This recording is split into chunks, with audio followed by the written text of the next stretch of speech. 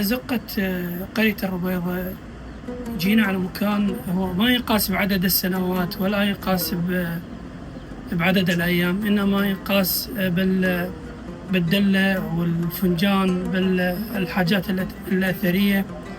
فيه مقتنيات لا تحصى ولا تعد، وكل قطعة من هذه المقتنيات هي حكاية كانت من بيوت أجدادنا وبيوت أمهاتنا.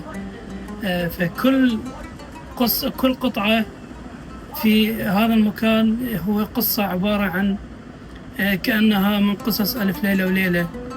فهذا مو مجرد مضيف ولا مجرد جدران، هو متحف يجمع كل القطع الأثرية اللي موجودة من مئات السنوات أو عشرات السنوات. هذا المكان هو تاريخ، أو هذا المكان هو جملة من الحكايات والقصص التي عاشوها أجدادنا وأمهاتنا في الأزمنة البعيدة وفي الأعوام اللي مضت. فأتمنى من كل اللي يجون على هذا المكان هم يعيد بهم هذا المكان هذه الحاجات إلى تاريخ أجدادنا وتاريخ أهلنا الطيبين. فشكرا.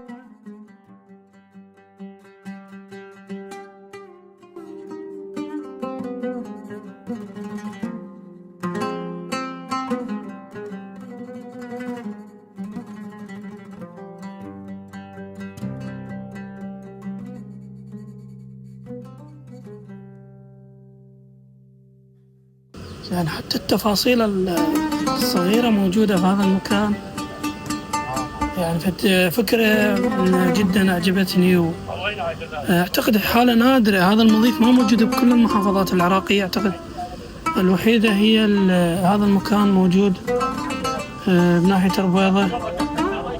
يجمع كل شيء قديم، كل شيء أثري، حتى قبل الهدايا الصغيرة، مصباح، خاشوقة.